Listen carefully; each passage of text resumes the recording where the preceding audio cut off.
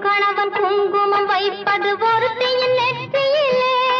அந்த குங்குமம் வைத்தவன் சங்கமமானது இருவரின் நெஞ்சினிலே. கொஞ்சம் கணவன் குங்குமம் வைப்பது ஒருத்தியின் நெற்றியிலே. அந்த குங்குமம் வைத்தவன் சங்கமமானது இருவரின் நெஞ்சினிலே. ஈருயிர் என்றும் ஓருடல் தன்னில் இருந்திட வழியுண்டோ? ஒரு முகத்துக்கு இரண்டு விழிகளை வைத்த இயற்கையில் தவறுண்டோ? இந்த கேள்விக்கு பதிலேது. சிலர் வாழ்வுக்கு பொருளேது. அது உறவு